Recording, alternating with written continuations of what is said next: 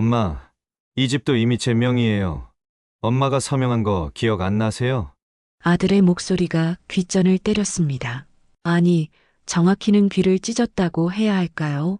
그 순간 제 손에 들린 통장이 바닥으로 떨어졌고 하얀 타일 바닥에 부딪히는 소리가 유난히 크게 들렸습니다. 8억 원이 사라졌습니다. 아니, 사라진 게 아니었습니다. 제 큰아들 재훈이가 가져간 겁니다. 아니, 그것도 정확한 표현이 아니네요. 제가 제 손으로 직접 서명해서 넘겨준 겁니다. 거실 창문으로 들어오는 햇살이 눈부셨습니다. 이렇게 맑은 날, 이렇게 따뜻한 오후에 제 인생이 무너지고 있었습니다. 재훈이는 소파에 앉아 다리를 꼰 채 저를 바라보고 있었고 그 옆엔 며느리 수진이가 팔짱을 끼고 서 있었습니다. 그녀의 입꼬리에 걸린 미세한 미소를 저는 놓치지 않았습니다. 이 이야기를 여러분께 들려드리기 전에 꼭 부탁드리고 싶은 게 있습니다. 지금 이 영상을 보고 계신다면 구독 버튼과 좋아요 버튼을 꼭 눌러주세요. 제 이야기가 여러분에게, 여러분의 어머니에게 혹은 주변 어르신들에게 조금이라도 도움이 되길 바라는 마음입니다. 그리고 이 영상을 꼭 공유해 주세요. 한 분이라도 더 이런 일을 겪지 않도록 말입니다. 제 이름은 박영숙입니다. 올해 63입니다. 평범한 가정주부로 38년을 살았습니다. 남편 김철수 씨와 결혼해서 아들 둘, 딸 하나를 낳아 키웠죠. 큰아들 재훈이는 38, 작은아들 민수는 35, 막내딸 지혜는 33입니다. 손주도 셋 있습니다. 재훈이네 준서와 하은이, 민수네 예준이까지. 제가 살던 삶은 정말 평범했습니다. 아침 6시에 일어나 남편 아침 차려주고 아이들 학교 보내고 집안일하고 장 보고 저녁 준비하고 그렇게 하루하루가 지나갔습니다. 특별할 것 없는 일상이었지만 그게 행복이었습니다. 남편은 작은 건설회사를 운영했습니다. 크게 부자는 아니었지만 그렇다고 가난하지도 않았어요. 아이들 대학 보내고 결혼시키고 우리 부부가 살 집 한 채 장만하는 건 문제 없었으니까요. 남편은 술도 담배도 안 하는 사람이었습니다. 성실하고 가족을 사랑했죠. 그랬던 남편이 3년 전 갑자기 세상을 떠났습니다. 심근경색이었습니다. 아침까지만 해도 멀쩡했던 사람이 점심때 공사 현장에서 쓰러져 그대로 가버렸습니다. 119가 왔을 때는 이미 늦었다고 했습니다. 그날의 기억은 아직도 선명합니다. 병원 응급실 복도의 차가운 공기, 소독약 냄새, 형광등의 하얀 불빛, 의사가 나와서 고개를 저었을 때 제 다리에서 힘이 쭉 빠졌습니다. 재훈이가 저를 붙잡아 주지 않았다면 그대로 쓰러졌을 겁니다. 그때는 몰랐습니다. 저를 부축하던 그 손이 3년 후에는 제 목을 조르게 될 줄. 장례를 치르는 3일 동안 저는 멍한 상태로 있었습니다. 조문객들이 오고 가고 누가 뭐라 인사해도 제대로 대답을 못했습니다. 아이들이 장례 절차를 다 처리해줬습니다. 특히 큰아들 재훈이가요.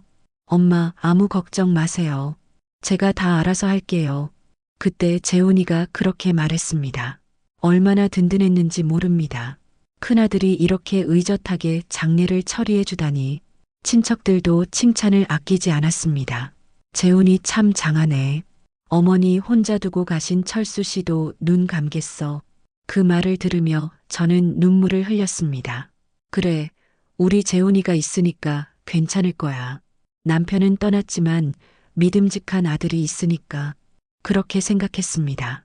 장례가 끝나고 일주일쯤 지났을 때 보험회사에서 연락이 왔습니다. 남편이 들어둔 종신보험, 실손보험, 그리고 제가 몰랐던 몇 가지 보험들이 더 있었습니다. 총 보험금이 8억 원이었습니다. 8억. 그 숫자를 처음 들었을 때 실감이 나지 않았습니다. 저는 평생 몇 천만 원 이상의 돈을 만져본 적이 없었으니까요. 남편이 회사 운영하면서도 집에는 생활비만 넣어줬고 큰 돈은 다 사업에 재투자했거든요. 그런데 8억이라니. 게다가 우리가 살던 아파트도 있었습니다. 강동구 암사동 34평 아파트. 시세가 6억 정도 된다고 했습니다. 대출은 2억 있었지만 그래도 실제 자산은 4억이 넘었습니다. 순식간에 저는 12억 원의 재산을 가진 미망인이 되었습니다. 처음엔 무서웠습니다. 이렇게 큰 돈을 제가 관리할 수 있을까? 평생 남편한테 의지하며 살았던 제가 혼자서 이 돈을 지킬 수 있을까? 밤마다 잠을 이루지 못했습니다. 통장을 확인하고 또 확인했습니다. 혹시 누가 가져가지는 않을까? 해킹당하지는 않을까? 온갖 걱정이 머릿속을 떠나지 않았습니다. 그때 다시 재훈이가 나타났습니다. 보험금을 받은 다음 날부터 재훈이는 거의 매일 집에 왔습니다. 전에는 한 달에 한두 번 오던 아들이 갑자기 효자가 되어 매일같이 찾아왔습니다. 엄마, 식사하셨어요? 제가 외식 시켜드릴게요. 엄마, 이 집 청소 제가 해드릴게요. 엄마, 요즘 많이 외로우시죠? 제가 자주 올게요. 며느리 수진이까지 같이 왔습니다. 전에는 명절에나 얼굴 비추던 며느리가 갑자기 친절해졌습니다. 어머니, 제가 요리 배운 거 있는데 해드릴게요. 어머니, 이거 건강에 좋다고 해서 사왔어요. 그때는 정말 고마웠습니다. 남편 잃고 혼자 된 저를 아들과 며느리가 챙겨주다니 얼마나 감사한지 모릅니다. 하지만 지금 생각해보면 그때부터였습니다. 올가미가 제 목에 걸리기 시작한 게 어느 날 저녁 재훈이가 조심스럽게 말을 꺼냈습니다. 엄마, 그 보험금 말이에요. 그냥 통장에만 넣어두시면 이자도 얼마 안 돼요. 제가 금융 쪽 일하잖아요. 좀 더 좋은 곳에 투자하면 어떨까요? 재훈이는 증권회사에 다녔습니다. 펀드 매니저였죠. 그러니 당연히 돈 관리를 잘할 거라고 생각했습니다. 그래, 그럼 내가 좀 알아봐 줄래? 네, 엄마. 걱정 마세요. 제가 확실한 곳에만 투자할게요. 그렇게 시작되었습니다. 제가 얼마나 순진했는지, 얼마나 어리석었는지, 지금 이 순간에도 재훈이는 제 앞에 서서 차갑게 말하고 있습니다. 엄마가 다 동의하고 서명하신 거예요. 이제 와서 왜 이러세요? 제 손은 떨렸고 입술은 바싹 말랐습니다. 목구멍이 타들어가는 것 같았습니다. 이 모든 이야기를 처음부터 끝까지 여러분께 들려드리겠습니다. 어떻게 평범한 주부였던 제가 이렇게 자식에게 당하게 되었는지, 어떻게 8억이 사라졌는지, 그리고 어떻게 제가 그것을 되찾았는지, 이 이야기가 누군가에게는 경고가 되고, 누군가에게는 위로가 되고, 누군가에게는 용기가 되길 바랍니다. 자, 이제 시작하겠습니다. 제 인생에서 가장 끔찍했던, 하지만 동시에 가장 강해졌던 그 시간으로 여러분을 안내하겠습니다. 그날 아침은 평범했습니다. 너무나도 평범해서 그게 마지막이 될 줄은 꿈에도 몰랐습니다. 남편은 새벽 5시 반에 일어났습니다. 언제나처럼요. 공사 현장은 일찍 시작되니까 남편도 일찍 일어나는 습관이 몸에 배어 있었습니다. 저는 남편이 일어나는 소리에 따라 일어났습니다. 38년 동안 그래왔듯이 여보, 오늘 날씨 쌀쌀하대요. 점퍼 챙기세요. 알았어. 당신도 감기 조심하고. 부엌에서 아침을 준비하는 동안 남편은 거실에서 뉴스를 봤습니다. TV에서는 경제 뉴스가 흘러나왔고 남편은 가끔 흠하는 소리를 냈습니다. 뭔가 생각에 잠긴 소리였죠. 식탁에 앉아 함께 아침을 먹었습니다. 된장찌개, 계란 후라이, 김치, 시금치나물. 평범한 한국식 아침이었습니다. 오늘 공사 어때요? 잘 되고 있어요? 응, 잘 되고 있어. 다음 달이면 마무리될 것 같아. 그럼 다행이네요. 요즘 경기가 안 좋다던데. 그래도 우리 회사는 괜찮아. 걱정하지 마. 남편은 밥을 다 먹고 물을 한 컵 마셨습니다. 그리고 일어서며 제 어깨를 툭 두드렸습니다. 다녀올게. 조심해서 다녀와요. 현관문이 닫혔습니다. 남편의 발소리가 복도를 따라 멀어졌습니다. 엘리베이터 타는 소리가 들렸고 그 소리마저 사라졌습니다. 그게 마지막이었습니다. 남편의 목소리를 들은 마지막. 남편의 뒷모습을 본 마지막. 남편과 함께한 아침 식사의 마지막. 설거지를 하고 빨래를 돌리고 청소를 했습니다. 평범한 오전이었습니다. 점심때쯤 되어 친구한테서 전화가 왔습니다.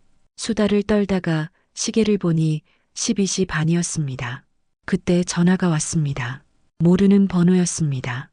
여보세요? 혹시 김철수 씨 보호자이십니까? 남자 목소리였습니다. 긴장한 음성이었죠. 네, 그런데요. 저는 119 구급대원입니다. 지금 김철수 씨께서 현장에서 쓰러지셔서 강동성심병원으로 이송 중입니다. 그 순간 세상이 멈췄습니다. 휴대폰을 든 제 손이 떨렸고 다리에서 힘이 빠졌습니다. 주저앉을 것 같았습니다. 뭐라고요? 쓰러졌다고요? 네, 빨리 병원으로 오시는 게 좋겠습니다. 구급대원의 목소리에서 다급함이 느껴졌습니다. 그게 좋지 않은 신호라는 걸 본능적으로 알았습니다. 전화를 끊자마자 재훈이한테 전화했습니다. 손이 너무 떨려서 번호를 누르기도 힘들었습니다. 엄마, 왜요? 재훈아, 아빠가 쓰러졌대. 지금 119가 병원으로 데려간다는데. 어느 병원이요? 강동성심병원이래. 알았어요. 제가 지금 바로 갈게요. 엄마도 택시 타고 오세요. 재훈이의 목소리도 떨리고 있었습니다. 저는 제대로 옷도 못 갈아입고 집을 나섰습니다. 슬리퍼를 신은 채로 나가려다가 현관에서 운동화로 갈아 신었습니다. 손이 떨려서 신발끈을 묶을 수가 없었습니다. 그냥 질질 끌고 엘리베이터를 탔습니다. 택시를 잡아타고 병원 이름을 말했습니다. 운전기사님이 무슨 일 있냐고 물었지만 대답할 수가 없었습니다. 목이 메었거든요. 병원까지 가는 20분이 20시간처럼 느껴졌습니다. 신호등이 빨간 불일 때마다 미칠 것 같았습니다. 왜 이렇게 신호가 많은 거야? 왜 이렇게 차가 막히는 거야? 제발 아무 일 없기를. 계속 그렇게 속으로 빌었습니다. 병원에 도착했습니다. 응급실 입구로 뛰어들어갔습니다. 안내 데스크에서 남편 이름을 말했습니다. 간호사가 저를 복도로 안내했습니다. 복도는 길었습니다. 형광등 불빛이 너무 밝았습니다. 소독약 냄새가 코를 찔렀습니다. 어디선가 아이 우는 소리가 들렸습니다. 재훈이가 이미 와 있었습니다. 응급실 문 앞에 서서 창문 너머로 안을 들여다보고 있었습니다. 재훈아, 제가 부르자 재훈이가 고개를 돌렸습니다. 아들의 얼굴이 하얗게 질려 있었습니다. 엄마, 아빠는 어떻게 됐어? 지금 의사 선생님들이 응급처치하고 계세요. 응급실 문에 붙은 작은 창문으로 안을 들여다봤습니다. 의사와 간호사들이 분주하게 움직이고 있었습니다. 그 한가운데 침대에 누운 사람이 보였습니다. 남편이었습니다. 창백한 얼굴, 감긴 눈, 가슴에 붙은 정극들, 옆에서 삐삐 소리를 내는 기계들. 이게 진짜일까? 꿈 아닐까? 손으로 유리창을 짚었습니다. 차가웠습니다. 현실이었습니다. 30분쯤 지났을까요? 의사 한 명이 밖으로 나왔습니다. 마스크를 벗으며 우리에게 다가왔습니다. 그 표정을 보는 순간 알았습니다. 보호자분이십니까? 네. 저 부인이에요. 일단 앉으시죠. 의사가 저를 의자로 안내했습니다. 재훈이가 제 옆에 섰습니다. 환자분이 심근경색으로 심정지가 왔습니다. 현장에서 이미 의식을 잃으셨고 119가 도착했을 때 맥박이 거의 없는 상태였습니다. 그럼 지금은요? 저희가 최선을 다했지만 죄송합니다. 세상이 무너지는 소리를 들었습니다. 아니, 들리지 않았습니다. 모든 소리가 사라졌습니다. 의사의 입이 움직이는 게 보였지만 무슨 말을 하는지 알 수 없었습니다. 귀가 멍했습니다. 엄마, 재훈이가 저를 붙잡았습니다. 제 몸이 옆으로 기울고 있었습니다. 다리에서 완전히 힘이 빠진 겁니다. 엄마, 정신 차리세요. 정신을 차릴 수가 없었습니다. 숨을 쉴 수가 없었습니다. 가슴이 짓눌리는 것 같았습니다. 그 순간 이해가 되었습니다. 심장이 멈춘다는 게 어떤 건지, 남편의 심장이 멈췄다는 게 어떤 의미인지, 환자분을 보시겠습니까? 의사의 물음에 고개를 끄덕였습니다. 다리가 후들거렸지만 재훈이가 부축해서 응급실 안으로 들어갔습니다. 남편이 거기 누워 있었습니다. 아침에 봤던 그 사람이 이제는 차가운 시체가 되어 있었습니다. 다가가서 남편의 손을 잡았습니다. 식어가고 있었습니다. 몇 시간 전까지만 해도 따뜻했던 그 손이 여보, 목소리가 떨렸습니다. 여보, 눈 떠봐요. 나야. 영숙이야. 대답이 없었습니다. 여보, 농담이지? 그치? 장난치는 거지? 남편의 눈은 감긴 채였습니다. 여보, 소리쳤습니다. 남편의 어깨를 흔들었습니다. 눈 떠요. 제발, 눈 떠. 재훈이가 저를 말렸습니다. 엄마, 그만하세요.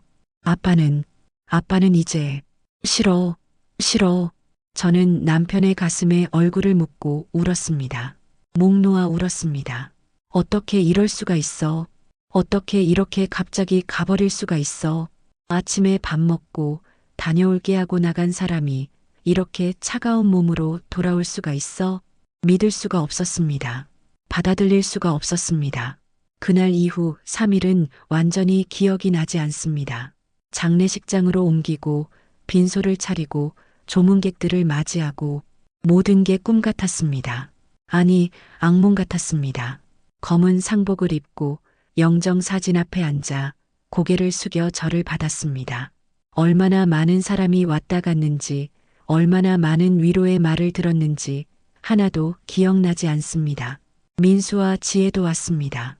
아이들도 울었습니다. 특히 막내 지혜가 많이 울었습니다.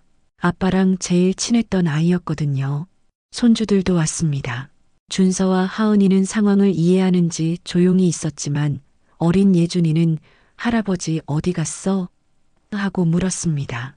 그 말에 또 눈물이 쏟아졌습니다. 장례 3일째 되는 날 출간을 했습니다. 남편을 화장하러 가는 날이었습니다. 관을 연구차에 싣는 걸 보면서 이게 정말 끝이구나 싶었습니다. 38년을 함께 산 사람과의 마지막 이별이구나. 화장터 굴뚝에서 연기가 피어올랐습니다. 하얀 연기였습니다. 바람에 흩어져 사라지는 연기를 보면서 제 인생도 저렇게 흩어지는 게 아닐까 생각했습니다. 남편의 유골을 안고 돌아왔습니다. 낙골당에 모셨습니다. 작은 함 안에 남편의 전부가 들어 있었습니다.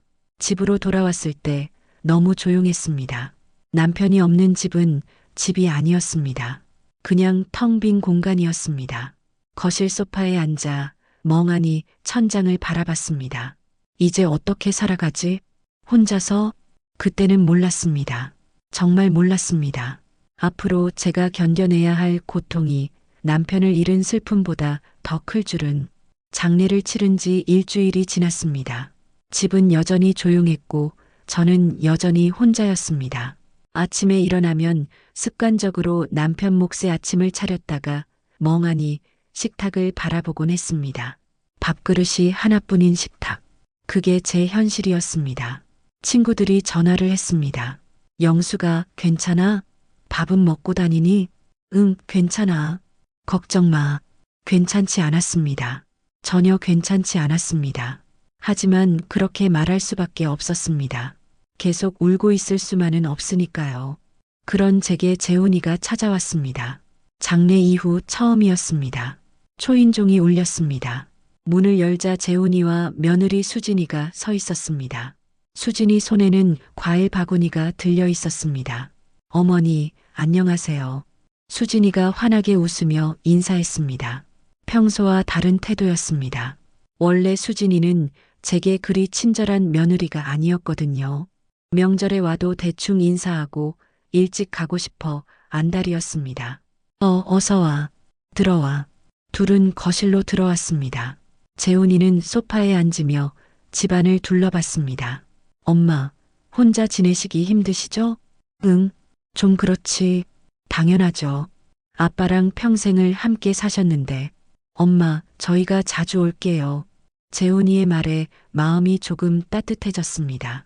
그래, 남편은 떠났지만 자식들이 있잖아. 아들이 이렇게 챙겨주네. 수진이가 부엌으로 갔습니다. 어머니, 제가 점심 준비할게요. 뭐 드시고 싶으세요? 아니야, 괜찮아. 내가 할게. 어머니, 지금 힘드실 텐데요. 제가 할게요. 수진이는 냉장고를 열고 이것저것 꺼내기 시작했습니다. 저는 거실에서 재훈이와 이야기를 나눴습니다. 엄마, 그런데 보험금은 받으셨어요? 응, 며칠 전에 들어왔어. 얼마나 나왔어요? 8억이래. 재훈이의 눈이 잠깐 커졌습니다. 그 순간을 놓치지 않았지만 그때는 대수롭지 않게 생각했습니다. 당연히 놀랄 만한 금액이니까요. 8억이요? 아빠가 보험을 그렇게 많이 들어두셨구나. 응, 나도 몰랐어. 아빠가 알아서 다 처리했거든. 엄마, 그런데 그 돈 어디 넣어두셨어요? 은행 통장에 그냥 넣어뒀지. 어느 은행이에요? 우리 은행. 재훈이는 고개를 끄덕이며 휴대폰을 꺼냈습니다. 뭔가를 검색하는 것 같았습니다. 엄마, 근데 그냥 은행 예금으로만 넣어두시면 이자가 너무 적어요. 지금 금리가 얼마 안 되거든요. 그래, 나는 잘 몰라서. 제가 금융 쪽 일하잖아요. 엄마 돈 좀 더 좋은 곳에 넣어드릴게요. 그럴 필요 있을까? 그냥 은행에 두면 안 돼? 엄마, 8억이면 큰 돈이에요. 잘 굴리면 한 달에 몇백씩 이자 받으실 수 있어요. 몇백? 몇백만 원? 한 달에?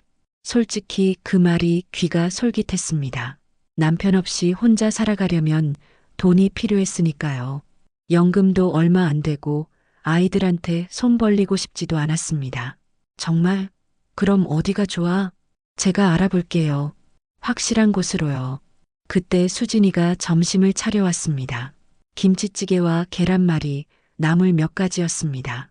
평범한 음식이었지만 누군가 차려준 밥은 오랜만이었습니다. 어머니, 드세요. 고맙다, 수진아. 어머니, 저희가 앞으로 자주 올게요. 어머니 혼자 두면 안 되죠. 수진이의 말에 눈시울이 붉어졌습니다. 며느리가 이렇게 살갑게 대하는 게 처음이었거든요. 그날 이후로 재훈이는 정말 자주 왔습니다. 일주일에 3번, 많을 때는 거의 매일 왔습니다. 수진이도 함께 오는 날이 많았습니다. 처음에는 정말 고마웠습니다. 혼자 있으면 자꾸 남편 생각이 나서 우울했는데 아들과 며느리가 와주니 덜 외로웠으니까요. 엄마, 오늘 외식하러 가요. 제가 살게요.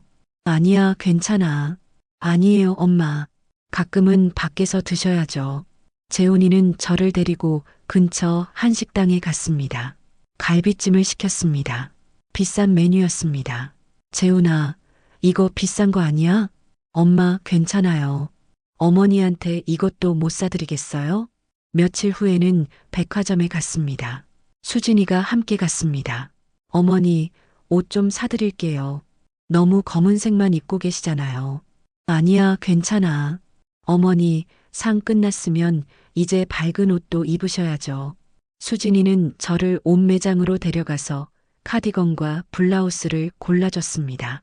가격표를 보니 한 벌에 20만 원이 넘었습니다. 수진아, 이거 너무 비싼 거 아니야? 어머니, 괜찮아요. 제가 사드리는 거예요. 그렇게 옷 몇 벌을 샀습니다. 백화점을 나오면서 수진이가 제 팔을 끼고 걸었습니다. 이게 꿈인가 싶었습니다. 며느리랑 팔짱 끼고 걷다니. 저녁에는 재훈이네 집에 초대받았습니다. 손주들도 만났습니다. 할머니, 준서와 하은이가 달려와 안겼습니다. 우리 준서, 하은이. 할머니 보고 싶었지? 네. 할머니, 우리 오늘 할머니랑 같이 저녁 먹어요. 아이들의 웃음소리가 집안을 가득 채웠습니다. 그 소리를 들으니 마음이 따뜻해졌습니다. 그래, 남편은 떠났지만 이렇게 사랑하는 가족들이 있잖아. 저녁을 먹으면서 재훈이가 다시 말을 꺼냈습니다. 엄마, 그 돈 말이에요. 제가 괜찮은 상품 하나 찾았어요. 그래, 어떤 거? 금융 상품인데요. 원금 보장에 수익률도 좋아요. 제 고객 중에 이거 가입하신 분들 다 만족하시더라고요. 원금 보장이면 안전한 거지? 네, 당연하죠. 엄마 돈인데 제가 위험한 곳에 넣겠어요? 그럼 한번 알아봐 줄래? 네, 제가 자료 준비해 올게요. 며칠 후 재훈이가 두꺼운 서류 뭉치를 들고 왔습니다. 엄마, 이게 그 상품 설명서예요. 서류를 펼쳐봤지만 무슨 말인지 하나도 이해가 되지 않았습니다. 금융 용어들이 가득했습니다. 이게 다 뭐야? 엄마, 복잡해 보이지만 간단해요. 여기에 8억을 넣으시면 매달 300만 원씩 이자를 받으실 수 있어요. 300만 원? 한 달에? 네, 그리고 3년 후에는 원금도 그대로 돌려받으시고요. 300만 원이면 제 생활비로 충분했습니다. 아니, 남을 정도였습니다. 정말? 그럼 좋은 거네? 네, 엄마. 제가 여러 곳 알아본 끝에 찾은 거예요. 그럼 어떻게 하면 돼? 여기 서명만 하시면 돼요. 제가 다 처리해 드릴게요. 재훈이가 펜을 내밀었습니다. 서류를 다시 들여다봤습니다. 글씨가 너무 작았습니다. 안경을 쓰고 봐도 잘 보이지 않았습니다. 재훈아, 이거 내용이 뭔지 잘 모르겠는데. 엄마, 괜찮아요. 제가 다 확인했어요. 엄마는 그냥 여기랑 여기만 서명하시면 돼요. 재훈이가 손가락으로 서명란을 가리켰습니다. 잠깐 망설여졌습니다. 뭔가 불안한 느낌이 들었거든요. 하지만 재훈이를 올려다봤습니다. 제 아들이었습니다. 38년 전 제가 낳은 아들, 제가 키운 아들, 내 자식이 날 속이겠어? 알았어. 어디 서명하면 돼? 펜을 들고 서명을 했습니다. 한 장, 두 장, 세 장, 총 5장에 서명을 했습니다. 다 됐어요? 네, 엄마. 고생하셨어요. 이제 편하게 매달 돈 받으시면 돼요. 그래, 고맙다, 재훈아. 재훈이는 서류를 챙겨서 가방에 넣었습니다. 그리고 환하게 웃었습니다. 그때는 몰랐습니다.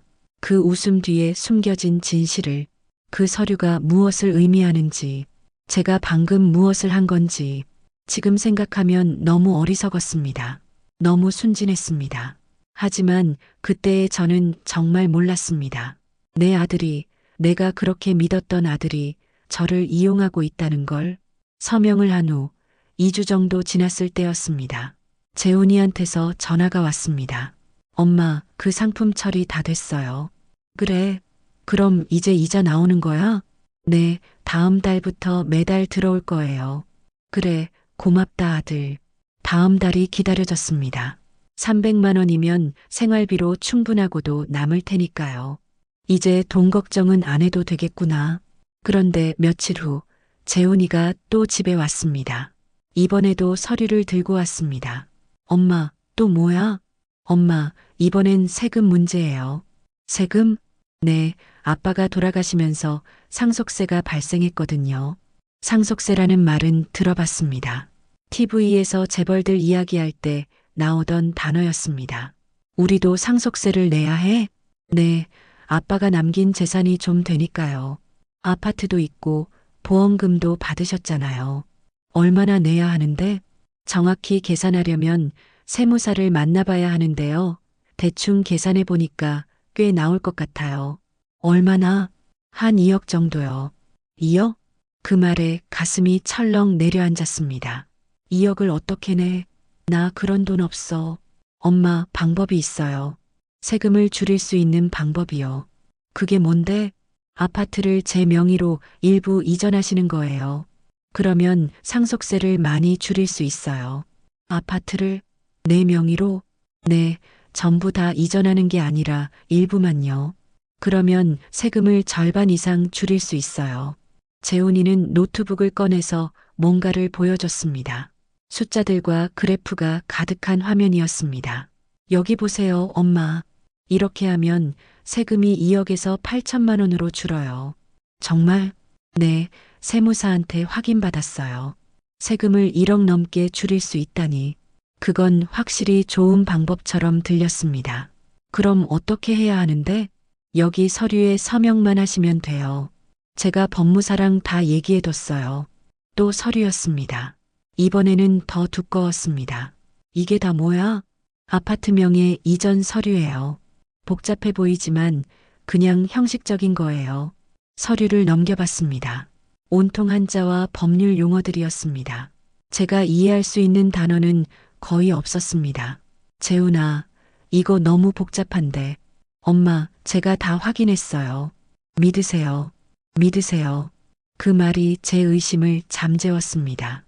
그래. 어디에 서명하면 돼? 또 서명을 했습니다. 여러 장에 걸쳐서요. 다 됐어요, 엄마. 이제 세금 걱정은 안 하셔도 돼요. 그래, 다행이다. 재훈이는 서류를 챙겨서 갔습니다. 다음 주에 또 왔습니다. 엄마, 통장 정리 좀 하시죠. 통장? 네, 엄마가 통장이 너무 많으시잖아요. 이거 정리하는 게 좋아요. 생각해보니 통장이 여러 개 있긴 했습니다. 남편이 만들어준 것도 있고, 제가 혼자 만든 것도 있고, 정리하면 뭐가 좋은데? 관리하기 편하죠. 그리고 은행 수수료도 아낄 수 있고요. 그래. 그럼 어떻게 하면 돼? 제가 은행 가서 처리해 드릴게요. 엄마 통장이랑 도장만 주세요. 통장과 도장을 재훈이에게 건넸습니다. 다 정리하고 올게요. 재훈이는 그날 저녁 늦게 돌아왔습니다. 다 정리했어요, 엄마. 그래.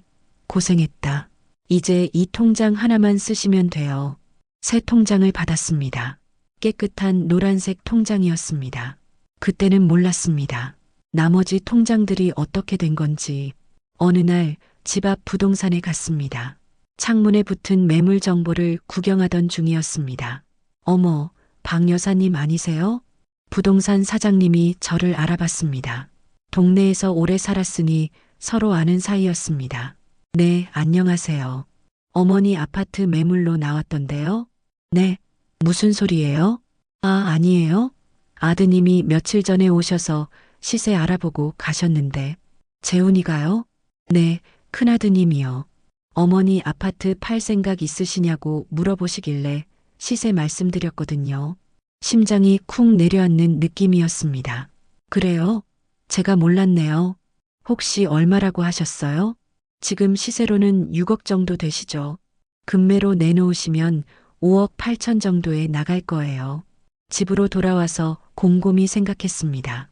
왜 재훈이가 집 시세를 알아본 거지? 혹시 정말 이 집을 팔 생각인 건가? 아니야, 설마. 그냥 궁금해서 알아본 거겠지. 스스로를 납득시켰습니다.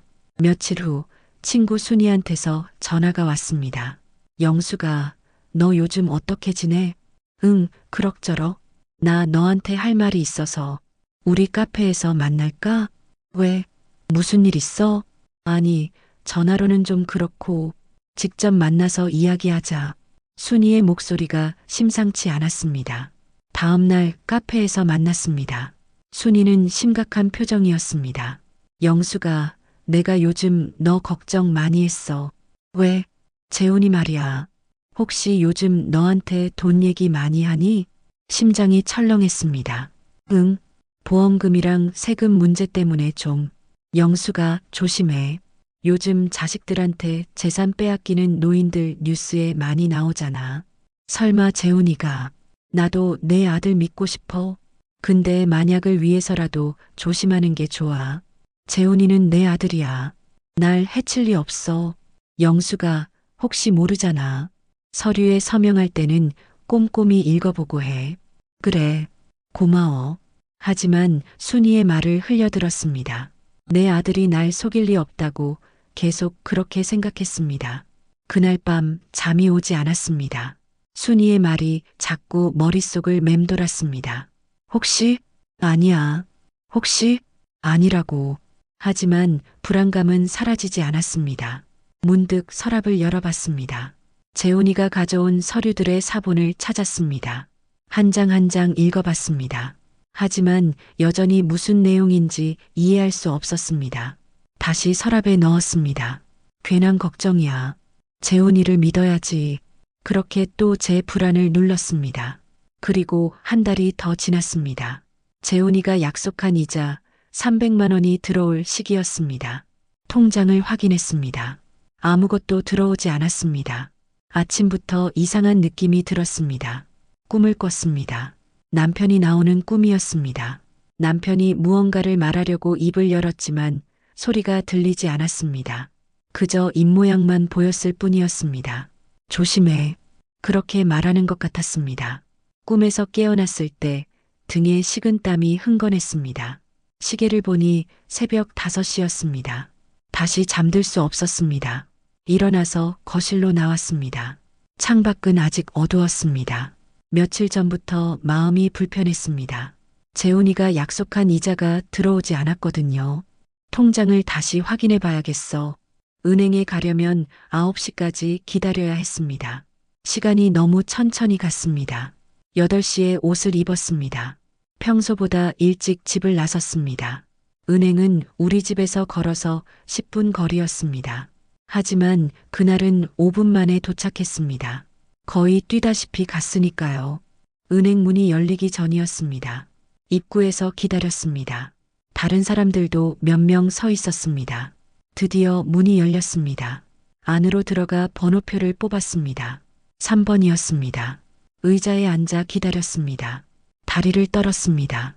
손에 땀이 났습니다. 왜 이렇게 불안한 거지? 재훈이를 믿어야 하는데.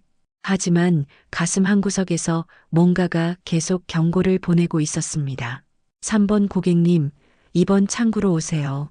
일어나서 창구로 갔습니다. 안녕하세요. 무엇을 도와드릴까요? 통장 잔액 확인하려고요. 통장을 건넸습니다. 행원이 통장을 기계에 넣었습니다. 기계 소리가 들렸습니다.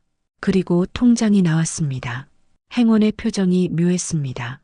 고객님, 잔액이. 통장을 받아들었습니다. 눈을 의심했습니다. 잔액 3,254만 7천원. 3천만 원? 아니, 8억이 있어야 하는데? 잔액이 이게 맞나요? 네, 고객님. 현재 잔액이 3,200만 원 정도 되십니다. 그럴 리가 없는데 여기 8억이 있었어요. 고객님, 잠시만 기다리세요. 거래 내역 확인해 드릴게요. 행원이 컴퓨터를 두드렸습니다. 고객님, 지난달에 큰 금액이 여러 차례 출금되었네요. 출금? 누가요? 계좌 이체로 나갔습니다. 여기 보시면 화면을 돌려서 보여줬습니다. 9월 15일 2억 원 이체, 9월 22일 3억 원 이체, 10월 5일 2억 5천만 원 이체, 총 7억 5천만 원이 빠져나갔습니다. 이 이체를 누가 한 거예요? 본인 계좌에서 나간 거라. 고객님이 직접 하신 게 아니신가요? 아니요. 저는 이체한 적 없어요. 목소리가 커졌습니다. 다른 손님들이 저를 쳐다봤습니다. 고객님, 진정하세요. 혹시 가족분이 하셨을 수도. 가족, 재훈이. 머리가 띵했습니다. 받는 사람 계좌 확인할 수 있나요? 고객님, 그건 개인정보라. 제 돈이에요. 제 돈이 어디로 간 건지 알아야죠. 알겠습니다. 잠시만요. 행원이 뭔가를 확인했습니다. 받는 분 성함이 김재훈 님이시네요. 그 순간 세상이 무너졌습니다. 재훈이, 내 아들. 고객님, 괜찮으세요? 행원의 목소리가 멀리서 들렸습니다. 의자를 잡고 겨우 버텼습니다. 다리에 힘이 없었습니다. 고객님, 물 드릴까요? 네, 주세요. 종이컵에 담긴 물을 받아 마셨습니다. 손이 떨려서 물이 흘렀습니다. 고객님, 혹시 사기를 당하신 건 아닌지 경찰에 신고하시는 게. 아니에요. 괜찮아요. 통장을 움켜쥐고 은행을 나왔습니다. 거리가 빙빙 돌았습니다. 구토가 올라왔습니다. 옆 골목으로 들어가 벽에 기대어 토했습니다. 아무것도 나오지 않았습니다. 아침을 먹지 않았으니까요. 위액만 나왔습니다. 재훈아, 너는 왜 이런 짓을. 택시를 잡아 타고 집으로 왔습니다. 운전기사님이 무슨 말을 했지만 하나도 들리지 않았습니다. 집에 도착해서 현관문을 열었습니다. 신발도 제대로 벗지 못하고 거실로 들어갔습니다. 서랍을 열었습니다. 재훈이가 가져온 서류들을 꺼냈습니다. 하나하나 펼쳐봤습니다. 여전히 무슨 내용인지 알 수 없었습니다. 그때 한 장의 서류가 눈에 들어왔습니다. 부동산 소유권 이전 등기 신청서. 이전? 누구한테 이전한다는 거지? 이름이 보였습니다. 김재훈. 심장이 멎는 것 같았습니다. 다른 서류들도 뒤졌습니다. 하나, 둘, 셋. 모두 제 재산을 재훈이한테 넘기는 내용이었습니다. 아파트, 예금, 보험금, 전부. 비명이 터져 나왔습니다. 서류들을 바닥에 던졌습니다. 종이들이 공중에 흩날렸습니다. 무릎을 꿇고 주저앉았습니다. 왜 이런 짓을, 내가 뭘 잘못했길래. 눈물이 쏟아졌습니다. 휴대폰을 꺼냈습니다. 재훈이 전화번호를 눌렀습니다. 신호음이 울렸습니다. 고객님께서 전화를 받지 않습니다. 다시 걸었습니다. 고객님께서 전화를 받지 않습니다. 또 걸었습니다. 고객님께서 전화를 받지 않습니다. 휴대폰을 집어던졌습니다. 소파에 부딪혀 떨어졌습니다. 바닥에 엎드려 울었습니다. 목 놓아 울었습니다. 시간이 얼마나 지났을까요? 해가 중천에 떠 있었습니다. 몸을 일으켰습니다. 얼굴을 씻으러 욕실로 갔습니다. 거울을 봤습니다. 눈이 퉁퉁 부어 있었습니다. 얼굴은 새하얗게 질려 있었습니다. 이게 나야? 거울 속 내 모습이 낯설었습니다. 정신 차려. 박영숙. 울고만 있을 수는 없어. 재훈이를 만나야 해. 직접 물어봐야 해. 옷을 갈아입었습니다. 머리를 빗었습니다. 재훈이 집 주소를 적은 쪽지를 찾았습니다. 택시를 타고 재훈이 집으로 갔습니다. 아파트 입구에서 경비원에게 물었습니다. 1504호 김재훈 씨 집인데요. 집에 계신가요? 아, 그 집. 요즘 안 계시던데요. 안 계신다니요? 네, 며칠 전에 짐 싸서 나가시더라고요. 머리를 둔기로 맞은 것 같았습니다. 어디로 갔는지 아세요? 글쎄요, 저도 잘. 주저앉을 뻔했습니다. 집으로 돌아왔습니다. 거실 소파에 앉아 멍하니 천장을 바라봤습니다. 재훈이는 도망갔습니다. 제 돈을 가지고. 제 아들이. 그날 밤 잠들 수 없었습니다. 천장만 바라봤습니다. 새벽 3시, 4시, 5시. 시간은 흘러갔지만 제 마음은 멈춰 있었습니다. 동이 트기 시작했습니다. 창밖으로 빛이 들어왔습니다. 하지만 제 안은 여전히 어두웠습니다. 사흘을 그렇게 보냈습니다. 먹지도 자지도 못했습니다. 물만 마셨습니다. 재훈이한테 전화를 20번도 넘게 걸었지만 단 한 번도 받지 않았습니다. 문자를 보냈습니다. 재훈아, 엄마야. 전화 좀 받아라. 읽음 표시가 떴습니다. 하지만 답장은 없었습니다. 재훈아, 제발. 엄마가 뭘 잘못했니? 이야기 좀 하자. 읽음. 재훈아, 엄마 무서워. 제발 연락해. 읽음. 읽기만 하고 답장은 하지 않았습니다. 나를 무시하고 있어. 내 아들이. 내가 낳고 키운 아들이. 넷째 날 아침 초인종이 울렸습니다. 심장이 쿵 뛰었습니다. 재훈이다. 문을 열려고 달려갔습니다. 인터폰 화면을 봤습니다. 재훈이와 수진이가 서 있었습니다. 재훈아. 문을 확 열었습니다. 재훈이는 무표정한 얼굴로 서 있었습니다. 수진이는 팔짱을 끼고 있었습니다. 엄마. 재훈이의 목소리가 차갑게 들렸습니다. 평소와 달랐습니다. 재훈아, 너 도대체 무슨 짓을 한 거니? 무슨 말씀이세요? 은행에 갔다 왔다. 돈이 다 없어졌더라. 내가 가져간 거지. 재훈이는 한숨을 쉬었습니다. 엄마, 들어가서 이야기해요. 둘은 거실로 들어왔습니다. 재훈이는 소파에 앉았습니다. 다리를 꼬았습니다. 수진이는 그 옆에 섰습니다. 저는 그들 앞에 섰습니다. 설명해. 내 돈이 어디로 간 거야? 엄마가 서명하신 거잖아요. 뭐? 엄마, 기억 안 나세요? 서류에 서명하셨잖아요. 그건 투자 상품이라고 했잖아. 투자 상품 맞아요. 제 명의로 된 투자 상품이요. 그 말에 온몸에서 힘이 빠졌습니다. 너는 지금. 엄마, 어차피 나중에는 제가 상속받을 돈이잖아요. 지금 받는 거랑 나중에 받는 거랑 뭐가 달라요? 믿을 수 없었습니다. 제 귀를 의심했습니다. 이게 내 아들이 하는 말이야? 재훈아, 너 정신 차려. 그건 엄마 돈이야. 엄마가 살아가야 할 돈이라고. 엄마, 3천만 원 남겨뒀잖아요. 그거면 당분간 사시기 충분하죠. 3천만 원? 그게 무슨 소리야? 엄마 혼자 사시는데 한 달에 100만 원이면 되잖아요. 2년은 거뜬하죠. 수진이가 옆에서 웃었습니다. 비웃는 것 같았습니다. 재훈아, 아파트는? 아파트도 내 이름으로 넘어갔다면서? 네, 맞아요. 그럼 엄마는 어디서 살라는 거니? 엄마, 이 집도 이미 제 명의예요. 엄마가 서명한 거 기억 안 나세요? 그 순간 일장의 그 대화가 되었습니다. 처음 이야기의 시작이었던 그 충격적인 순간. 무슨 소리야? 그럼 엄마는 이 집에서도 쫓겨나는 거야? 쫓겨나는 게 아니라 일단은 계속 사셔도 돼요. 일단은? 네, 당분간은요. 그때 수진이가 입을 열었습니다. 어머니, 솔직히 이 집 너무 크잖아요. 어머니 혼자 사시기엔 작은 곳으로 옮기시는 게 어때요? 뭐라고?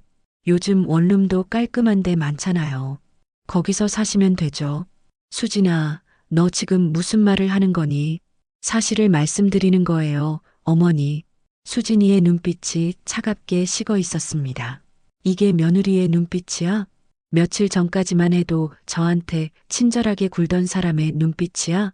재훈아, 너 정말 이러려고 그렇게 엄마한테 잘해준 거니? 엄마, 저도 살아야죠. 제 사업 때문에 돈이 급하게 필요했어요. 사업? 무슨 사업? 그건 엄마가 알 필요 없어요. 알 필요 없어? 내 돈으로 하는 사업인데? 이제는 제 돈이에요, 엄마. 가슴이 찢어지는 것 같았습니다. 재훈아, 제발. 엄마 말 좀 들어봐.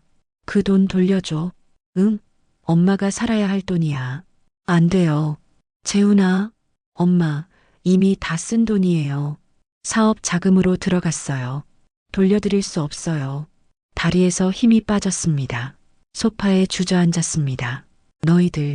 너희들이 말이 나오지 않았습니다. 수진이가 재훈이를 쳐다봤습니다. 여보, 우리 이제 가요. 할 말은 다 했잖아요. 그래. 재훈이가 일어섰습니다. 엄마, 저희 가볼게요. 몸 건강히 지내세요. 재훈아, 제발, 제발. 엄마, 너무 서럽게 생각하지 마세요. 어차피 제가 받을 돈이었어요. 너는 내 자식이 아니야. 목소리가 떨렸습니다. 재훈이는 잠깐 멈칫했습니다. 하지만 곧 고개를 돌리고 현관으로 갔습니다. 여보, 빨리 가요. 수진이가 재훈이를 재촉했습니다. 문이 닫혔습니다. 발소리가 멀어졌습니다. 저는 소파에 그대로 주저앉아 하늘을 올려다봤습니다. 천장에 형광등이 눈부셨습니다. 눈물이 흘러내렸습니다. 소리 없이 울었습니다. 밤이 되었습니다. 거실은 어두웠습니다. 불을 켤 힘도 없었습니다. 어둠 속에서 생각했습니다.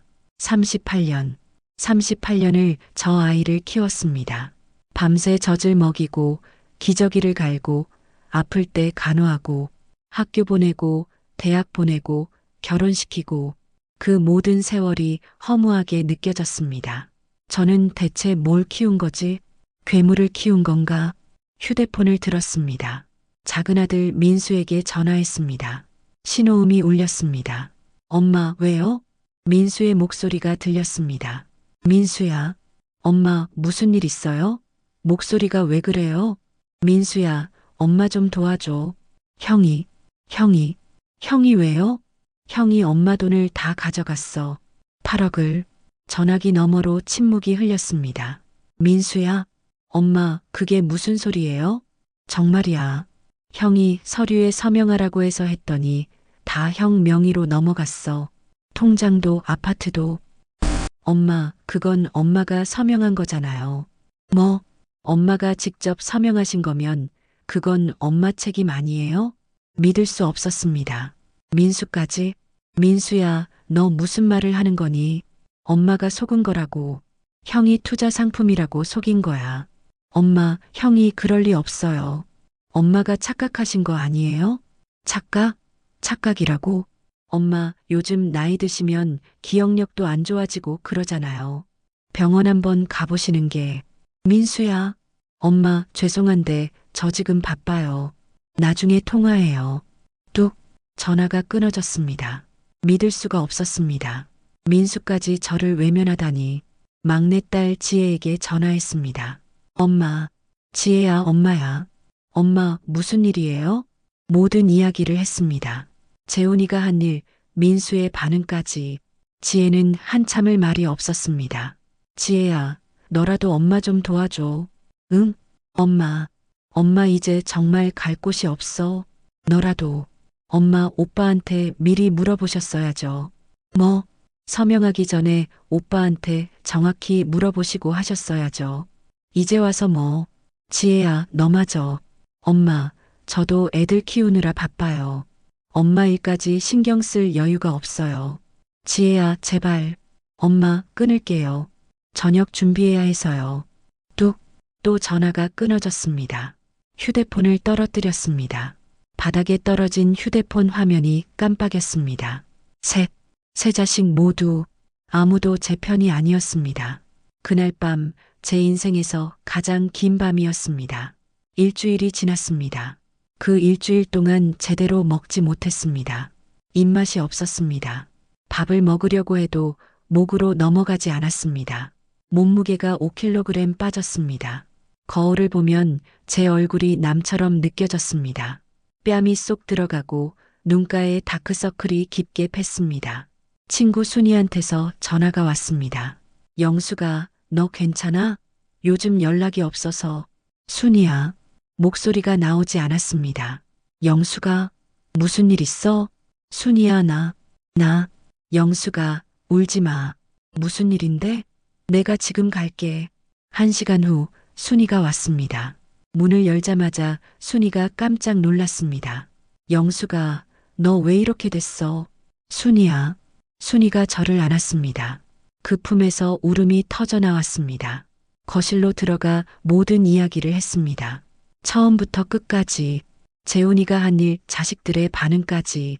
순이는 듣는 내내 입을 다물지 못했습니다. 그 나쁜 놈들, 어떻게 어미한테 그럴 수가 있어? 순이야, 나 어떡하면 좋아? 정말 모르겠어. 영수가 경찰에 신고해야 돼. 경찰? 당연하지. 이건 사기잖아. 하지만 재훈이는 내 아들이야. 아들이라고 해서 범죄자가 아닌 건 아니야. 영수가 정신 차려. 순이의 말이 맞았습니다. 하지만 선뜻 결정이 서지 않았습니다. 그래도 내 자식인데 경찰에 신고하면 재훈이는 범죄자가 되는 거잖아요.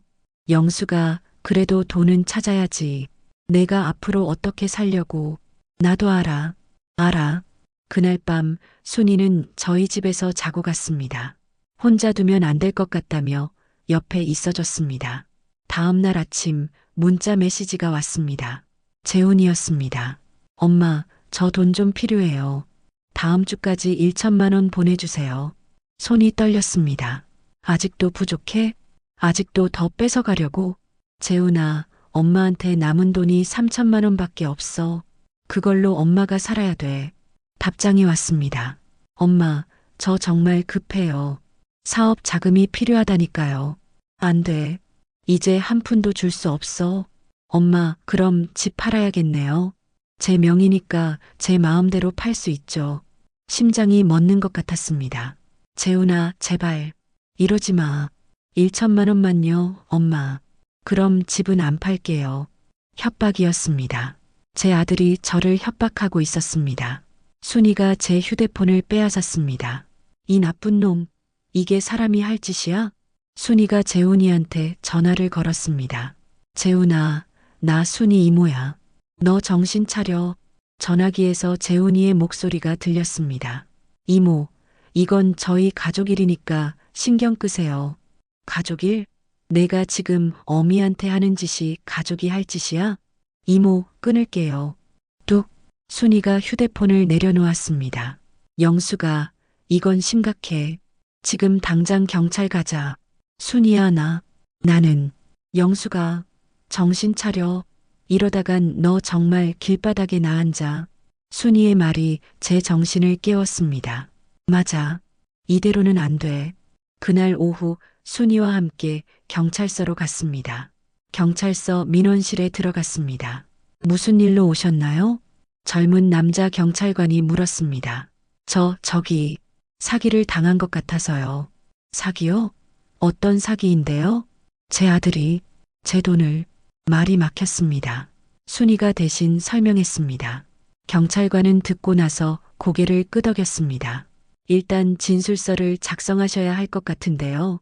증거 자료 가지고 오셨나요? 네, 여기 있어요. 은행 거래 내역, 재훈이가 가져온 서류 사본들을 내놓았습니다. 경찰관이 서류들을 살펴봤습니다. 어르신, 근데 여기 보면 어르신이 직접 서명하신 거네요? 네, 근데 제가 내용을 몰랐어요. 아들이 투자 상품이라고 속여서. 그렇다면 입증이 쉽지 않을 수 있는데요. 네, 어르신이 직접 서명하셨으니 동의한 것으로 볼 수 있거든요. 하지만 속은 거라고요. 그걸 증명하셔야 하는데 혹시 녹음이나 증인 같은 게 있으신가요? 없었습니다. 아무것도 없었습니다. 그럼 어떻게 하면 되나요? 일단 고소장은 접수할 수 있습니다. 하지만 결과를 장담할 수는 없어요. 그래도 시도는 해봐야죠. 순이가 말했습니다. 그날 고소장을 작성했습니다. 피고소인 김재훈, 죄명 사기. 손이 떨렸지만 아들의 이름을 썼습니다. 집으로 돌아오는 길 순이가 말했습니다. 영수가 잘했어. 내가 할 수 있는 최선을 다하는 거야. 순이야, 고마워. 내가 없었으면 나 정말 친구 좋다는 게 뭐야? 당연한 거지. 그날 밤 민수한테서 전화가 왔습니다. 엄마, 형한테 들었어요. 경찰서에 고소했다면서요? 응. 엄마, 어떻게 형을 고소할 수 있어요? 민수야, 엄마가 잘못한 거니? 아니, 그게 아니라 가족끼리 이럴 필요까지 있나 싶어서요. 민수야, 엄마는 지금 살 길을 찾는 거야. 이해해줘. 엄마가 너무 심한 거 아니에요? 형도 사정이 있으니까 그런 거잖아요. 사정? 무슨 사정? 그건 형 입장도 있으니까. 민수는 재훈이 편이었습니다. 민수야, 너도 엄마 편이 아니구나. 엄마, 저는 됐어. 알았어. 전화를 끊었습니다. 지혜한테서도 문자가 왔습니다. 엄마, 오빠 고소한 거 진짜예요? 엄마, 이러시면 안 되죠. 우리 가족 망가져요. 답장하지 않았습니다. 며칠 후 재훈이 집 경비원한테서 연락이 왔습니다. 어머니, 김재훈 씨 가족이 이사 갔어요. 이사요? 네, 오늘 아침에 이사 트럭 왔더라고요. 어디로 갔는지 아세요? 그건 모르겠어요. 새 주소를 안 남기고 가셨어요. 재훈이는 완전히 도망쳤습니다. 손주들 얼굴도 볼 수 없게 되었습니다. 그날 밤 혼자 집에 앉아 있었습니다. TV를 켰습니다. 뉴스가 나왔습니다. 최근 노인 대상 재산 범죄가 증가하고 있습니다. 특히 가족에 의한 범죄가. TV를 껐습니다. 내 이야기 같았습니다. 나만 당하는 게 아니구나. 세상에는 나 같은 사람이 많구나. 그 생각에 조금 위안이 되었습니다. 하지만 동시에 더 슬펐습니다. 이런 일이 흔하다는 게 더 슬펐습니다. 경찰서에 고소장을 접수한 지 3주가 지났습니다. 아무 연락이 없었습니다. 직접 경찰서에 전화했습니다. 저기 3주 전에 고소장을 접수했는데요. 진행 상황이 어떻게 되나요? 성함이 어떻게 되시죠? 박영숙입니다. 아, 네. 잠시만요. 지금 수사 중입니다. 언제쯤 결과가 나올까요? 그건 정확히 말씀드리기 어렵습니다. 조금만 기다려 주세요. 매일 전화했습니다. 매번 같은 대답이었습니다. 한 달이 지났습니다. 통장 잔액은 2천만 원으로 줄어 있었습니다. 생활비, 병원비, 공과금, 돈은 계속 나가는데 들어오는 건 없었습니다. 이러다간 정말 길바닥에 나앉겠어. 순이가 저를 데리고 무료 법률 상담소에 갔습니다. 시청 건물 3층에 있었습니다. 대기실에는 저 같은 사람들이 여럿 있었습니다. 나이 든 분들이 대부분이었습니다. 번호표를 받고 기다렸습니다. 1시간을 기다려서 상담실에 들어갔습니다. 30대 초반으로 보이는 여자 변호사가 앉아 있었습니다. 어서 오세요. 앉으세요. 자리에 앉았습니다. 무슨 일로 오셨나요? 제 사연을 이야기했습니다. 재훈이 일 서명한 서류들, 사라진 돈. 변호사는 서류들을 살펴보며 고개를 끄덕였습니다. 어머니, 솔직히 말씀드리면 이 사건은 쉽지 않습니다. 왜요? 어머니가 직접 서명하셨잖아요. 그러면 법적으로는 동의한 것으로 간주됩니다. 하지만 속은 거라고요. 그걸 입증하셔야 합니다. 사기죄가 성립하려면 상대방이 처음부터 속일 의도가 있었다는 걸 증명해야 해요. 그럼 어떻게 하면 되나요? 증거가 필요합니다. 녹음 파일, 문자 메시지, 증인 진술. 뭐든 좋으니까요. 문자는 몇 개 있어요. 휴대폰을 꺼내서 문자들을 보여줬습니다. 변호사가 읽어봤습니다. 이 정도로는 부족합니다. 더 결정적인 증거가 필요해요. 예를 들면요. 아들분이 직접 사기를 인정하는 내용이라든지 아니면 처음부터 어머니를 속일 계획을 세운 증거라든지 그런 게 어디 있겠어요. 재훈이가 그런 증거를 남길 리 없잖아요. 그럼 이 사건은 포기해야 하나요? 포기하라는 건 아닙니다. 다만 승소 확률이 높지 않다는 걸 알려드리는 거예요. 그래도 해볼 순 있는 거죠? 네, 물론입니다. 변호사를 선임하셔야 하는데 비용이 얼마나 드나요? 착수금이 500만 원 정도 들고요. 승소하면 성공 보수로 회수 금액의 10%를 받습니다. 500만 원. 지금 제게 남은 돈은 2천만 원 뿐인데 돈이 많이 없는데 법률구조공단에 신청하시면 무료나 저렴하게 도움받으실 수 있어요. 그럼 그걸로 할게요. 변호사가 법률구조공단 신청서를 주었습니다. 집으로 돌아와서 신청서를 작성했습니다. 며칠 후 법률구조공단에서 연락이 왔습니다. 박영숙 씨 심사 결과 법률구조 대상자로 선정되셨습니다. 정말요? 감사합니다. 다음 주 화요일에 사무실로 오셔서 변호사님과 상담하시면 됩니다. 화요일에 법률구조공단 사무실에 갔습니다. 50대 남자 변호사가 저를 맡았습니다. 박영숙 씨, 반갑습니다. 저는 이정훈 변호사입니다. 안녕하세요. 사건 내용은 대충 파악했습니다. 아들분한테 사기를 당하신 거네요. 네. 어머니, 정직하게 말씀드릴게요. 이 사건은 어렵습니다. 매우 어렵습니다. 또 그 말이었습니다. 하지만 제가 최선을 다해 보겠습니다. 증거를 최대한 모아야 해요. 어떤 증거요? 일단 아드님과 주고받은 모든 문자, 통화 내역, 카카오톡 메시지, 그리고 당시 상황을 알고 있는 사람이 있으면 증인으로 세울 수 있고요. 제 친구 순이가 증인 될 수 있을까요?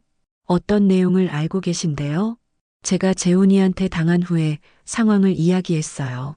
그리고 재훈이가 저한테 전화했을 때 옆에 있었고요. 좋습니다. 그분 연락처 주세요. 순이의 연락처를 줬습니다. 그리고 어머니, 앞으로 아드님과 연락할 때는 꼭 녹음하세요. 녹음요? 네, 증거로 쓸 수 있으니까요. 아드님이 어떤 말을 하는지 다 기록해야 합니다. 알겠습니다. 그날부터 저는 증거 모으기에 나섰습니다. 휴대폰에 저장된 모든 문자와 카카오톡 메시지를 캡처했습니다. 통화 내역을 뽑았습니다. 은행에 가서 모든 거래 내역을 출력했습니다. 재훈이가 가져온 서류들을 다시 꺼내서 스캔했습니다. 매일 밤 컴퓨터 앞에 앉아 파일을 정리했습니다. 눈이 침침하고 허리가 아팠지만 멈출 수 없었습니다. 이게 제가 할 수 있는 유일한 일이었으니까요.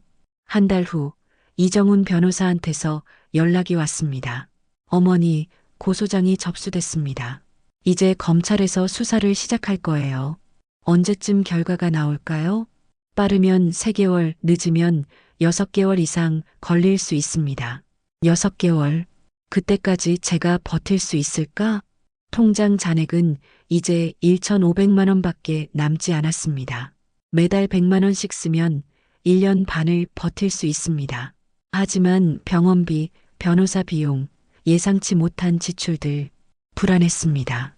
그날 밤 침대에 누워 천장을 바라봤습니다. 남편 생각이 났습니다. 여보, 당신이 살아있었으면 이런 일이 없었을 텐데. 눈물이 흘렀습니다. 하지만 울면서도 다짐했습니다. 포기하지 않을 거야. 끝까지 싸울 거야. 제 돈을 되찾을 거야. 그리고 재훈이한테 제대로 벌을 받게 할 거야. 3개월이 지났습니다. 검찰에서 연락이 왔습니다. 조사를 받으러 오라는 내용이었습니다. 순이가 함께 가져왔습니다. 검찰청 건물은 크고 위압적이었습니다. 조사실에 들어가니 30대 여자 검사가 앉아 있었습니다. 박영숙 씨 맞으시죠? 네.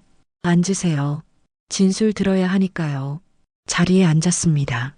검사는 서류를 넘기며 질문을 시작했습니다. 아드님이 언제부터 어머니께 접근했나요? 남편 장례 직후부터요. 어떤 방식으로요? 처음엔 자주 찾아오면서 잘해줬어요. 그러다가 투자 상품이라면서 서류를 가져왔고 하나하나 대답했습니다. 1시간 넘게 조사가 이어졌습니다. 알겠습니다. 피의자 조사도 진행하겠습니다. 재훈이를 부르신다는 말씀이세요? 네, 출석 요구를 할 겁니다. 며칠 후 이정훈 변호사한테서 연락이 왔습니다. 어머니, 재훈 씨가 출석 요구를 거부했습니다. 거부요? 네, 변호사를 선임했더라고요. 재훈이가 변호사를? 네, 그 변호사가 연락을 해왔는데요. 어머니가 자발적으로 서명한 거라서 사기가 아니라고 주장하더군요. 화가 치밀었습니다. 그럼 어떻게 되는 거예요? 일단 검찰에서 강제로 조사할 겁니다. 출석하지 않으면 구속영장을 청구할 수도 있고요. 며칠 후 순이한테서 급한 전화가 왔습니다. 영수가, 너 지금 당장 내 집으로 와. 왜? 무슨 일이야? 전화로는 안 돼. 빨리 와. 순이 집으로 갔습니다. 순이는 흥분한 표정으로 저를 맞이했습니다. 영수가, 나 엄청난 거 발견했어. 뭐? 앉아봐. 이거 봐. 순이가 휴대폰을 꺼냈습니다. 화면에는 카카오톡 대화 캡처 이미지가 떠 있었습니다. 이게 뭐야? 수진이, 내 며느리 카카오톡이야. 어떻게 이걸? 내 조카 민지 있잖아. 민지가 수진이랑 대학 동창이거든. 민지가 수진이 단톡방에 있었는데 거기서 이런 대화를 봤대. 화면을 확대해서 봤습니다. 대화 내용이 보였습니다. 수진 시어머니 돈 빼내는 거 생각보다 쉽네 키읔키읔. 친구일 진짜? 얼마나 빼냈어? 수진 8억 다 빼냈어. 완전 쌉 가는 키읔키읔키읔. 친구이 대박 키읔키읔. 근데 시어머니가 나중에 알면 어떡해? 수진 노인네들은 서류만 주면 다 사이네. 뭐가 뭔지도 모르고 키읔키읔. 친구일 너네 남편은 뭐래? 수진 남편? 내가 시키는 대로 하지 키읔키읔. 원래 계획도 내가 다 짠 거야. 친구 삼 너 진짜 무섭다 키읔키읔키읔. 수진 뭐 어때? 어차피 나중에 상속받을 거 미리 받은 거지. 그 돈으로 우리 빚 갚고 강남에 집 살 거야. 손이 떨렸습니다. 다시 읽어봤습니다. 수진이, 며느리 수진이가 주도한 거였습니다. 재훈이는 주범이 아니었습니다. 영수가, 이거 엄청난 증거야. 수진이가 처음부터 계획한 거잖아. 순이야, 이거 변호사한테 보여줘야 해. 빨리. 휴대폰을 움켜쥐었습니다. 분노가 치밀었습니다. 수진이, 처음부터 날 노린 거였구나. 재훈이도 이용당한 거였어. 아니, 재훈이도 공범이지. 알면서도 했으니까. 집으로 돌아와서 이정훈 변호사한테 연락했습니다. 변호사님, 결정적인 증거를 찾았어요. 정말요? 뭔데요? 캡처 이미지를 전송했습니다. 잠시 후 변호사한테서 전화가 왔습니다. 어머니, 이거 진짜예요? 네, 제 친구 조카가 수진이 단톡방에 있었대요. 이거 엄청난 증거입니다. 수진 씨가 계획적으로 사기를 친 거네요. 그럼 이제 이길 수 있나요? 가능성이 훨씬 높아졌습니다. 이걸 검찰에 제출하겠습니다. 재훈이는요? 재훈 씨도 공범이니까 같이 처벌받을 겁니다. 그날 밤 잠이 오지 않았습니다. 수진이의 대화 내용이 계속 머릿속에 맴돌았습니다. 노인네들은 서류만 주면 다 사이네. 그 말이 가슴을 찔렀습니다. 나를 완전히 바보로 본 거잖아. 그리고 재훈이, 남편이랑 비슷하게 생긴 우리 재훈이, 제가 10개월 동안 뱃속에 품고 36시간 진통 끝에 낳은 아들. 그 아들이 이런 여자한테 놀아나다니. 아니야. 재훈이도 악한 거야. 아무리 수진이가 시켰다고 해도 어미한테 이럴 수는 없는 거야. 눈물이 흘렀습니다. 하지만 이번엔 슬픔의 눈물이 아니었습니다. 분노의 눈물이었습니다. 다음 날 검찰에서 다시 연락이 왔습니다. 박영숙 씨 새로운 증거 잘 받았습니다. 이제 수진 씨도 피의자로 추가하겠습니다. 감사합니다. 그리고 재훈 씨와 수진 씨를 강제 소환하겠습니다. 정말요? 네, 이 증거면 충분합니다. 구속영장도 청구할 예정입니다. 구속영장, 제 아들과 며느리가 구속될 수도 있다는 말이었습니다. 마음이 복잡했습니다. 한편으로는 당연한 일이라고 생각했지만 다른 한편으로는 그래도 내 자식인데 하지만 이내 마음을 굳게 먹었습니다. 잘못한 건 벌을 받아야 해. 그게 엄마로서 마지막으로 가르칠 수 있는 거야. 일주일 후 변호사한테서 연락이 왔습니다. 어머니, 재훈 씨와 수진 씨가 검찰 조사를 받았습니다. 뭐라고 하던가요? 수진 씨는 모든 걸 부인했습니다. 그 카카오톡은 농담이었다고 하더군요. 농담? 네, 하지만 검사님이 안 믿으시더라고요. 너무 구체적이고 사실과 일치하니까요. 재훈이는요? 재훈 씨는 처음엔 부인했다가 나중에는 수진 씨한테 떠밀려서 했다고 주장했습니다. 뭐라고요? 아내가 시켜서 어쩔 수 없이 했다고 하더군요. 비겁한 놈. 제 아들이지만 그렇게 생각했습니다. 그럼 이제 어떻게 되나요? 검찰에서 기소할 겁니다. 재판으로 넘어가는 거죠. 재판. 드디어 법정에서 싸우게 되는 거였습니다. 6개월이 흘렀습니다. 드디어 재판 날짜가 잡혔습니다. 그동안 통장 잔액은 500만 원으로 줄어 있었습니다. 생활비를 최대한 아꼈지만 돈은 계속 나갔습니다. 집에서 밥을 먹고 외출을 줄이고 전기세를 아끼기 위해 불도 끄고 지냈습니다. 순이가 가끔 반찬을 가져다 주었습니다. 영수가 이것 좀 먹어.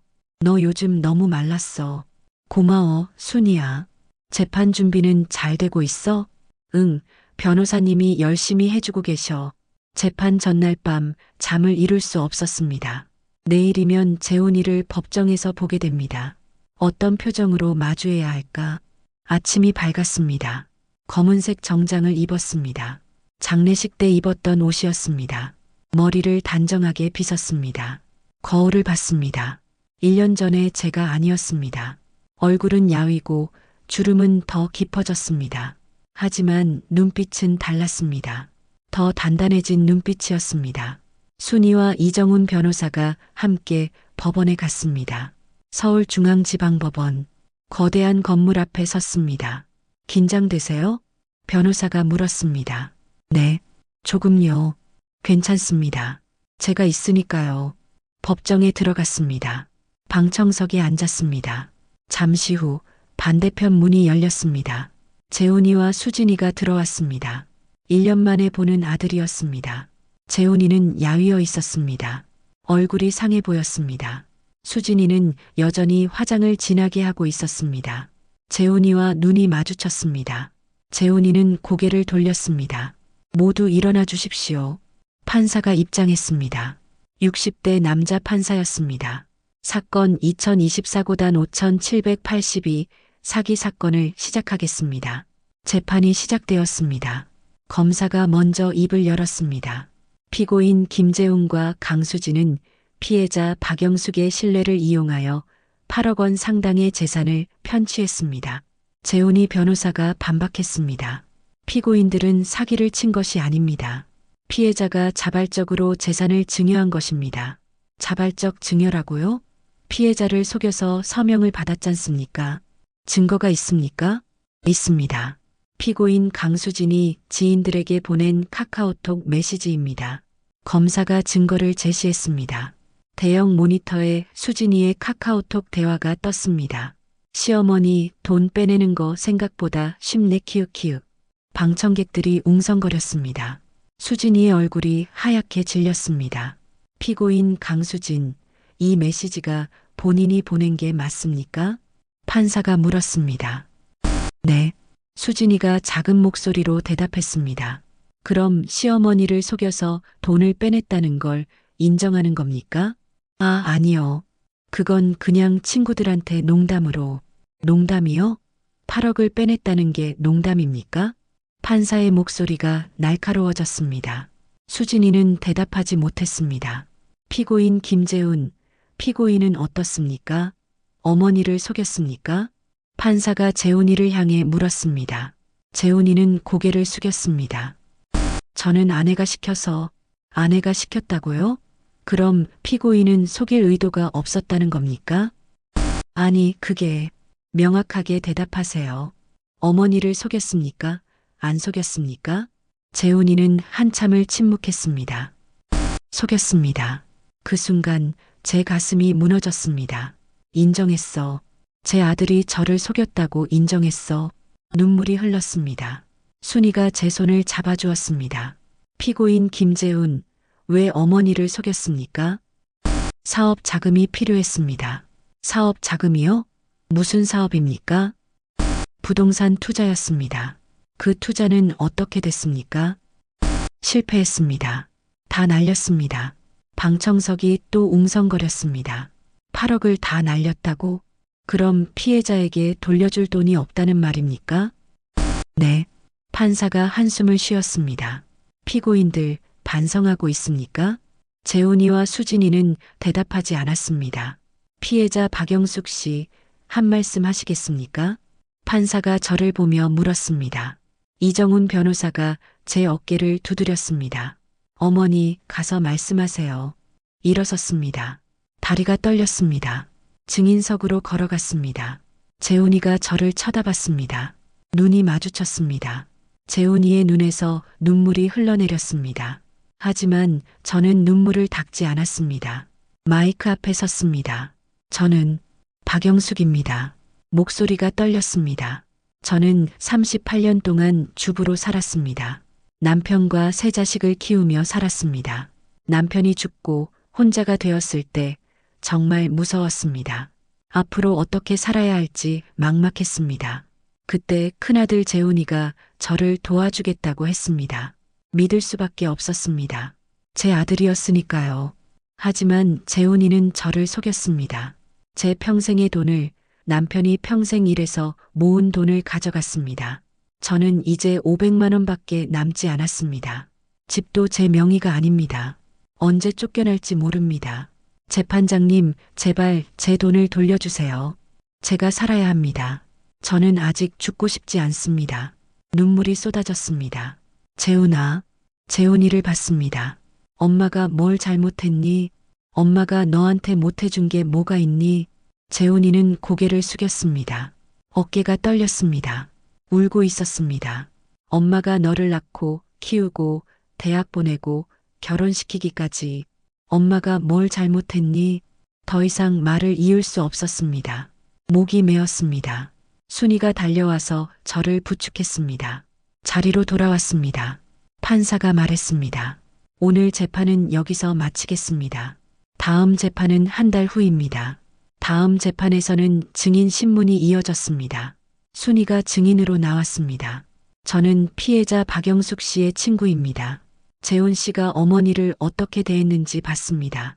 은행 직원도 증인으로 나왔습니다. 박영숙 씨가 통장을 확인하러 오셨을 때 매우 충격받으신 모습이었습니다. 증거는 명확했습니다. 재훈이와 수진이의 사기 행각이 낱낱이 드러났습니다. 마지막 재판 날, 판사가 판결을 선고했습니다. 피고인 김재훈과 강수진은 피해자 박영숙을 기망하여 8억 원 상당의 재산을 편취한 사실이 인정됩니다. 피고인 김재훈에게 징역 3년을 선고합니다. 피고인 강수진에게 징역 4년을 선고합니다. 피고인들은 피해자에게 8억 원을 배상하라. 판결이 떨어졌습니다. 이겼습니다. 재판에서 이겼습니다. 하지만 기쁘지 않았습니다. 제 아들이 감옥에 가게 되었으니까요. 법정을 나오면서 재훈이와 마주쳤습니다. 재훈이가 말했습니다. 엄마, 죄송합니다. 저는 대답하지 않았습니다. 그냥 지나쳤습니다. 재판이 끝나고 한 달이 지났습니다. 재훈이와 수진이는 항소를 포기하고 형을 받아들였습니다. 두 사람 모두 교도소에 수감되었습니다. 그 소식을 들었을 때 마음이 복잡했습니다. 당연한 결과였지만 제 아들이 교도소에 있다는 사실이 받아들여지지 않았습니다. 8억 원 배상 판결도 받았지만 실제로 돌려받을 수 있는 돈은 거의 없었습니다. 재훈이가 투자했다는 사업은 이미 망했고 수진이의 빚을 갚는데 대부분 사용되었으니까요. 결국 아파트만 돌려받았습니다. 명의를 제 이름으로 다시 옮겼습니다. 적어도 쫓겨나지는 않게 되었습니다. 하지만 현금은 여전히 부족했습니다. 통장에는 200만 원만 남아 있었습니다. 아파트를 팔까 고민했습니다. 하지만 이 집을 팔면 갈 곳이 없었습니다. 결국 리버스 모기지를 신청했습니다. 집을 담보로 매달 연금을 받는 제도였습니다. 한 달에 100만 원씩 받게 되었습니다. 생활은 가능했습니다. 넉넉하지는 않았지만요. 어느 날 초등학교 앞을 지나가다가 손주들 생각이 났습니다. 준서와 하은이 얼마나 컸을까? 학교는 잘 다니고 있을까? 재훈이네가 교도소에 가면서 아이들은 수진이 부모님한테 맡겨졌다고 들었습니다. 아이들을 보고 싶었습니다. 하지만 연락할 방법이 없었습니다. 수진이 부모님 연락처를 몰랐으니까요. 민수한테 전화했습니다. 민수야, 엄마야. 엄마. 민수의 목소리는 여전히 차가웠습니다. 준서랑 하은이 어떻게 지내는지 아니? 모릅니다. 민수야, 얘들은 엄마 손주들이야. 보고 싶어. 엄마, 형을 그렇게 만들어 놓고 이제 와서 손주가 보고 싶다고요? 민수야, 엄마 때문에 우리 집안이 완전히 망가졌어요. 주변에서 다들 수군거리고 저희가 얼마나 창피한지 아세요? 민수야, 잘못한 건 형이야. 엄마가 뭘 잘못했니? 엄마가 형을 고소하지 않았으면 이렇게까지 안 됐을 거 아니에요. 그럼 엄마는 그냥 당하고 살라는 거니? 엄마, 저 끊을게요. 또 전화가 끊어졌습니다. 지혜한테도 연락했습니다. 지혜야, 엄마야. 준서랑 하은이 소식 좀 알려줘. 엄마, 저는 몰라요. 그리고 알고 싶지도 않아요. 지혜야, 제발. 엄마, 오빠 때문에 제 남편까지 스트레스 받아요. 시댁에서도 뭐라 하고. 엄마, 이제 연락하지 마세요. 지혜야. 뚝. 세 자식 모두 저를 외면했습니다. 명절이 다가왔습니다. 추석이었습니다. 작년 추석에는 온 가족이 모였었습니다. 재훈이네, 민수네, 지혜네, 손주들까지 시끌벅적하고 행복했던 시간들. 하지만 올해는 달랐습니다. 혼자였습니다. 명절 아침 혼자 차례상을 차렸습니다. 남편 영정 앞에 앉았습니다. 여보, 나 혼자 차례 지내네. 미안해. 눈물이 났습니다. 우리 재훈이가 교도소에 있어. 민수랑 지혜는 나한테 연락도 안 해. 손주들도 못 보고. 여보, 내가 뭘 잘못한 걸까?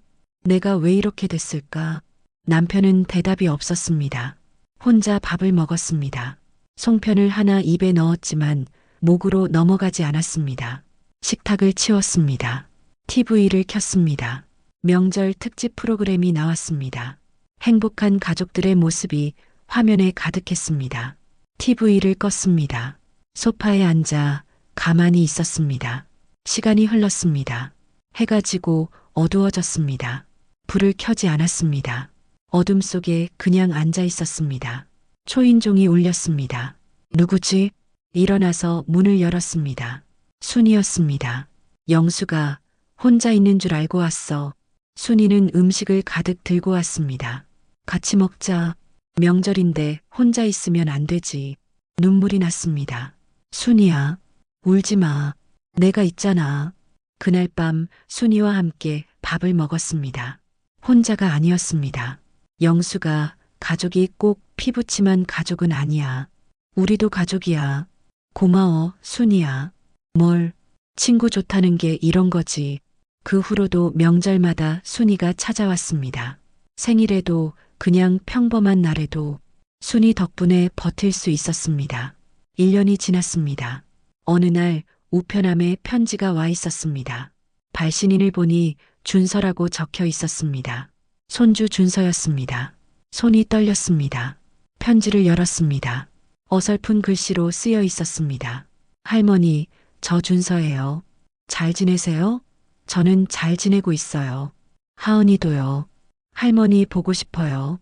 사랑해요. 마이너스 준서 올림. 눈물이 왈칵 쏟아졌습니다. 준서야. 편지를 가슴에 안았습니다. 손주가 저를 기억하고 있었습니다. 그 사실만으로도 위안이 되었습니다. 답장을 쓰고 싶었지만 주소가 적혀 있지 않았습니다. 준서가 할머니를 그리워한다는 사실만 알 수 있었습니다. 그 편지는 지금도 제 서랍에 소중히 보관되어 있습니다. 힘들 때마다 꺼내서 읽습니다. 손주의 사랑을 느끼며 조금씩 마음을 추스릅니다. 여러분, 지금부터 제가 겪은 일을 통해 배운 것들을 말씀드리겠습니다. 제 경험이 여러분에게, 여러분의 부모님에게, 주변 어르신들에게 도움이 되길 바랍니다. 첫째, 서류에 서명하기 전에 반드시 확인하세요. 저는 재훈이가 가져온 서류를 제대로 읽지 않고 서명했습니다. 내용이 어려워서, 그리고 아들을 믿어서요. 하지만 그게 가장 큰 실수였습니다. 서류에 서명한다는 건 법적으로 동의한다는 의미입니다. 나중에 몰랐다고 해도 소용없습니다. 서명하기 전에 꼭 해야 할 것들. 서류를 천천히, 꼼꼼히 읽으세요. 이해가 안 되는 부분이 있으면 질문하세요. 혼자 판단하지 마세요. 믿을 수 있는 제3자 친구, 다른 가족, 변호사 등과 상의하세요. 급하게 서명하라고 재촉하면 의심하세요. 왜 급한 거지? 라고 물어보세요. 서류 사본을 반드시 받으세요. 나중에 확인할 수 있도록요. 가능하면 공증을 받으세요. 공증 받을 때 공증인이 내용을 설명해 줍니다. 둘째, 재산 관리는 투명하게 하세요. 재훈이가 제 돈을 관리하겠다고 했을 때 저는 모든 걸 맡겼습니다. 통장도, 도장도, 서류도. 그건 위험한 일이었습니다. 재산 관리 원칙. 통장과 도장은 절대 다른 사람에게 맡기지 마세요. 가족이라도요. 인터넷 뱅킹 비밀번호는 자식에게도 알려주지 마세요. 재산 이동이 있을 때마다 기록하세요. 언제, 얼마를, 왜 이동했는지.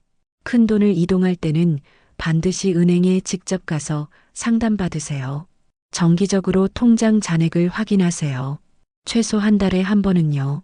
셋째, 자식을 믿되 확인하세요. 내 자식이 날 속이겠어? 저도 그렇게 생각했습니다. 하지만 현실은 달랐습니다. 통계를 보면 노인 대상 재산 범죄 중 30% 이상이 가족에 의한 범죄입니다. 특히 자녀나 며느리, 사위에 의한 범죄가 많습니다. 자식과 재산 문제. 자식이라도 무조건 믿지 마세요. 사랑과 재산은 별개입니다. 자식이 갑자기 너무 잘해주면 의심하세요. 특히 돈 문제가 나올 때요. 자식 명의로 재산을 옮기지 마세요. 상속세 줄인다는 말에 속지 마세요. 생전 증여는 신중하게 하세요. 한번 넘어간 재산은 돌려받기 어렵습니다. 자식이 사업 자금을 요구하면 빌려주지 말고 정식으로 차용증을 쓰세요. 넷째, 법률 지원을 적극 활용하세요. 저는 처음에 혼자 해결하려고 했습니다. 하지만 법적 문제는 전문가의 도움이 필요합니다. 법률 지원받는 방법. 무료 법률 상담소 각 시청, 구청에 무료 법률 상담소가 있습니다. 예약하고 가세요. 법률구조공단 경제적으로 어려운 분들을 위한 무료 법률 지원 기관입니다. 전화번호 132 국번 없이 홈페이지 www.klac.kr 대한법률구조공단 65세 이상 노인은 소득과 관계없이 무료 법률 상담과 소송 지원을 받을 수 있습니다. 노인보호 전문기관 노인 학대재산 범죄 포함을 상담하고 지원합니다. 전화번호 1577-1389 금융감독원 금융사기를 당했을 때 상담받을 수 있습니다. 전화번호 1332 다섯째, 성년후견 제도를 알아두세요. 나이가 들면 판단 능력이 떨어질 수 있습니다. 그럴 때를 대비해서 성년후견 제도가 있습니다. 성년후견 제도란 판단 능력이 부족한 성인을 보호하기 위한 제도입니다. 법원이 후견인을 지정해서 재산 관리와 중요한 결정을 도와줍니다. 본인이 미리 후견인을 지정할 수도 있습니다. 임의후견. 임의후견 추천. 건강할 때 미리 믿을 수 있는 사람을 후견인으로 지정하세요. 공증을 받아야 효력이 있습니다. 후견인은 가족이 아니어도 됩니다. 변호사나 사회복지사도 가능합니다. 여섯째, 금융거래주의사항. 제가 당한 것처럼 투자 상품으로 속이는 경우가 많습니다. 금융사기 예방법. 높은 수익률은 의심하세요. 월 3% 이상의 수익률을 보장한다면 99% 사기입니다. 금융기관 직접 방문 투자는 반드시 은행이나 증권사에 직접 가서 하세요. 금융상품 설명 들을 때 혼자 듣지 말고 가족이나 친구와 함께 가세요. 계약서 보관. 모든 금융계약서는 사본을 받아서 안전한 곳에 보관하세요. 주의해야 할 말. 지금 아니면 기회가 없어요. 다른 분들은 다 하세요. 원금 보장됩니다. 저만 믿으세요. 일곱째, 아파트 집 명의 이전주의. 제 아파트가 재혼이 명의로 넘어간 것처럼 부동산 명의 이전은 매우 조심해야 합니다. 부동산 명의 이전 시 주의사항. 세금 절약은 핑계. 상속세 줄인다는 말은 대부분 거짓입니다. 전문가 세무사에게 직접 확인하세요. 명의 이전 후 되돌리기 어려움. 한번 넘어간 명의는 되돌리기 매우 어렵습니다. 거주권 확보. 명의를 넘기더라도 거주권을 법적으로 확보하세요.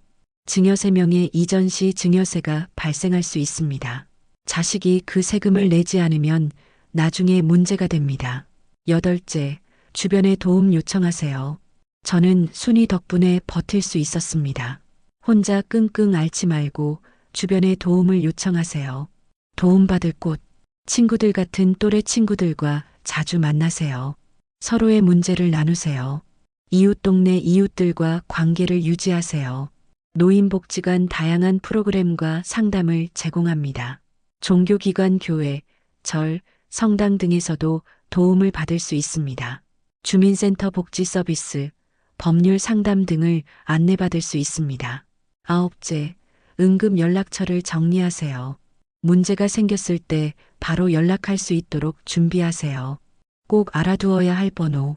경찰 112, 노인학대 신고 1577-1389, 법률구조공단 132, 금융감독원 1332, 범죄피해자 지원센터 1577-1295. 이 번호들을 휴대폰에 저장하고 큰 글씨로 적어서 집에 붙여두세요. 마지막으로 포기하지 마세요. 저도 여러 번 포기하고 싶었습니다. 하지만 끝까지 싸웠고 결국 이겼습니다. 완벽한 승리는 아니었지만 적어도 제 집은 지켰습니다. 그리고 제 존엄성도 지켰습니다. 여러분께 당부드립니다. 나이 들었다고 해서 포기하지 마세요. 우리에게도 권리가 있습니다. 법이 우리를 보호합니다. 힘들어도 끝까지 싸우세요. 그리고 기억하세요. 여러분은 소중한 사람입니다. 재판이 끝나고 2년이 지났습니다. 지금 저는 서울 암사동의 작은 원룸에 살고 있습니다. 아파트는 결국 팔았습니다.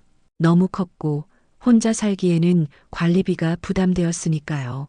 4억에 팔아서 이 원룸을 1억 5천에 샀습니다. 남은 2억 5천은 은행에 예금했습니다. 매달 이자가 100만 원 정도 나옵니다.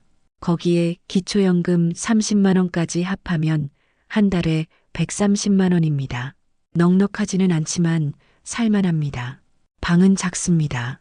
10평 남짓합니다. 하지만 제게는 충분합니다. 창문으로 햇살이 들어오고 작은 베란다에서 화분을 키웁니다. 아침에 일어나면 커피를 내려 마십니다. 혼자 사는 법을 배웠습니다. 처음엔 어색했지만 이제는 익숙합니다. 재혼이는 아직 교도소에 있습니다. 3년형을 선고받았으니 내년쯤 출소할 것입니다. 가끔 생각합니다. 출소하면 찾아올까? 사과할까? 아직 모르겠습니다. 며칠 전 교도소에서 편지가 왔습니다. 재훈이가 보낸 편지였습니다. 엄마, 저 재훈이입니다. 매일 엄마 생각을 합니다. 제가 정말 큰 잘못을 했습니다. 교도소에서 많은 걸 깨달았습니다. 엄마가 얼마나 힘드셨을지, 얼마나 슬프셨을지 용서해달라는 말은 하지 않겠습니다. 그럴 자격이 없다는 걸 압니다. 다만 죄송하다는 말은 꼭 하고 싶었습니다. 엄마, 미안합니다. 정말 미안합니다. 편지를 읽으면서 울었습니다.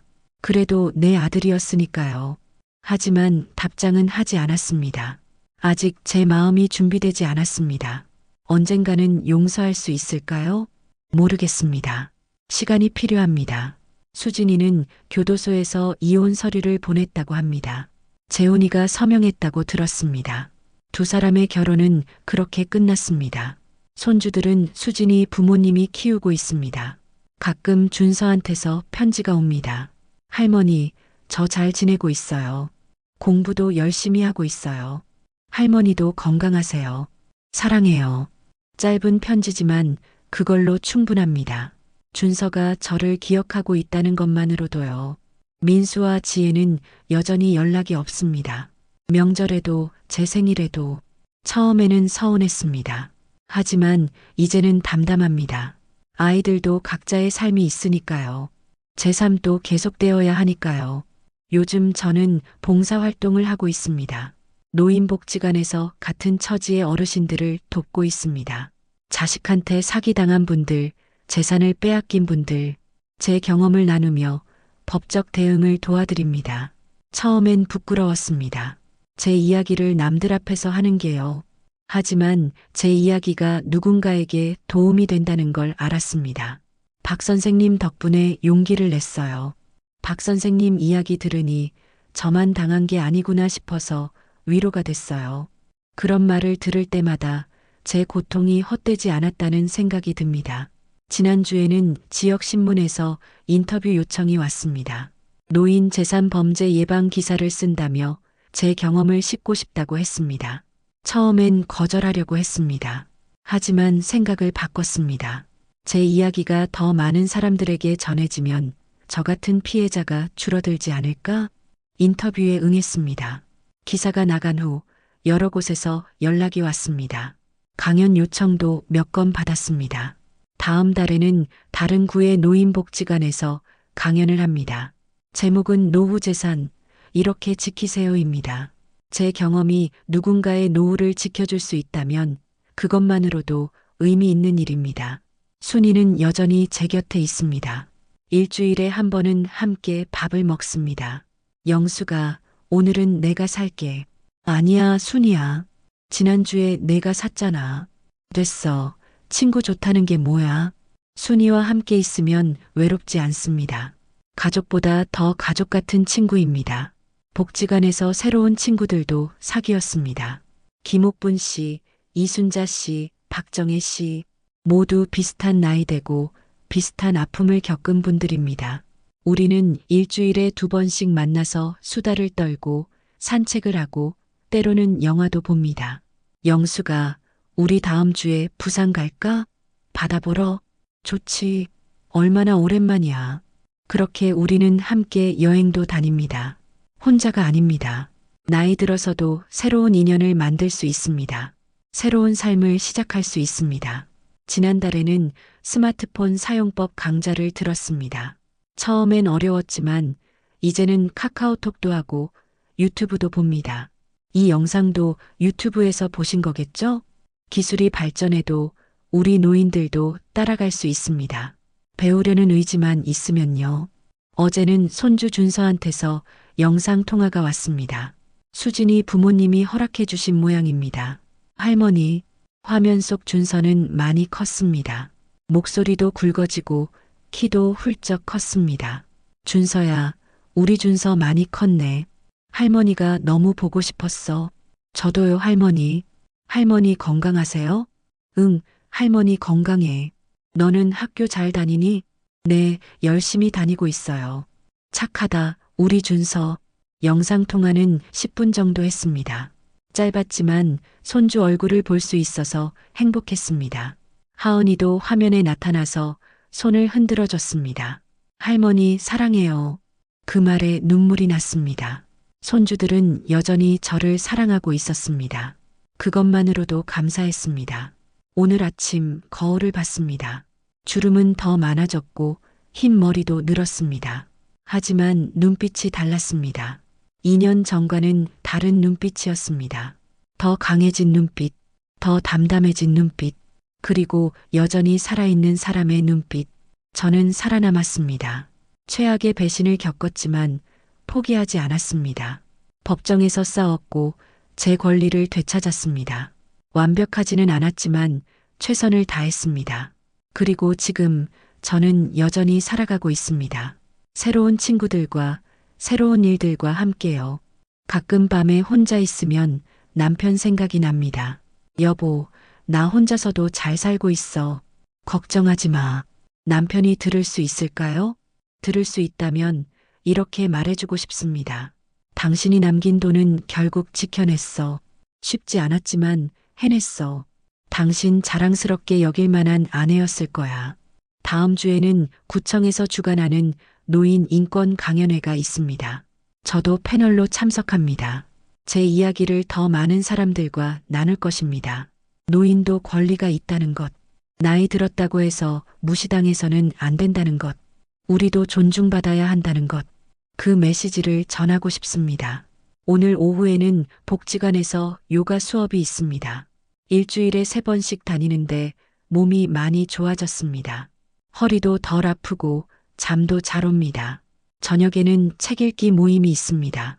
이번 달에는 82년생 김지영을 읽습니다. 젊은 세대 여성의 이야기지만 공감되는 부분이 많습니다. 여성으로 산다는 것, 나이 든다는 것, 책을 읽으며 생각합니다. 65년생 박영숙의 삶은 어땠나? 힘들었지만 의미 있었습니다. 후회도 있지만 자랑스러운 순간들도 있었습니다. 그리고 앞으로도 계속될 것입니다. 제 인생은 아직 끝나지 않았으니까요. 여러분께 마지막으로 말씀드리고 싶은 게 있습니다. 나이 들었다고 해서 끝이 아닙니다. 저는 63세에 인생 최악의 위기를 겪었습니다. 가족에게 배신당하고 재산을 빼앗기고 혼자가 되었습니다. 하지만 포기하지 않았습니다. 그리고 지금 65세의 저는 새로운 삶을 살고 있습니다. 여러분도 할 수 있습니다. 어떤 어려움이 와도 포기하지 마세요. 법은 우리를 보호합니다. 주변에는 도와줄 사람들이 있습니다. 그리고 무엇보다 여러분 자신이 가장 큰 힘입니다. 자식을 믿되 서류는 의심하세요. 사랑과 재산은 별개입니다. 아무리 사랑하는 자식이라도 재산 문제에서는 명확해야 합니다. 서명하기 전에 확인하고 또 확인하세요. 혼자가 아닙니다. 저처럼 당한 사람들이 많습니다. 부끄러워하지 마세요. 잘못은 우리가 한 게 아닙니다. 도움을 요청하세요. 법률구조공단 132 노인학대 신고센터 1577-1389에 전화하세요. 그리고 기억하세요. 여러분은 소중한 사람입니다. 나이가 들어도 돈이 없어도 혼자가 되어도 여러분은 여전히 존중받을 자격이 있습니다. 당당하게 사세요. 제가 그랬던 것처럼요. 이 영상이 여러분에게, 여러분의 부모님에게, 주변 어르신들에게 조금이라도 도움이 되었다면 구독과 좋아요 버튼을 눌러주세요. 그리고 꼭 공유해주세요. 한 분이라도 더 이 이야기를 듣고 조심할 수 있도록, 한 분이라도 더 피해를 막을 수 있도록 댓글로 여러분의 이야기도 들려주세요. 저도 읽어보고 답글을 달겠습니다. 우리 함께 힘을 모읍시다. 마지막으로 오늘도 살아있다는 것에 감사합니다. 내일도 살아갈 수 있다는 것에 감사합니다. 그리고 이 이야기를 들어주신 여러분께 감사합니다. 저는 박영숙입니다. 65세, 혼자 사는 여자. 하지만 결코 외롭지 않은 사람. 매일 감사하며 살아가는 사람. 그리고 여전히 꿈이 있는 사람입니다. 여러분도 꿈을 잃지 마세요. 나이는 숫자에 불과합니다. 우리의 인생은 우리가 만들어갑니다. 오늘도 힘내세요. 내일도 힘내세요. 우리 함께 잘 살아봅시다. 감사합니다.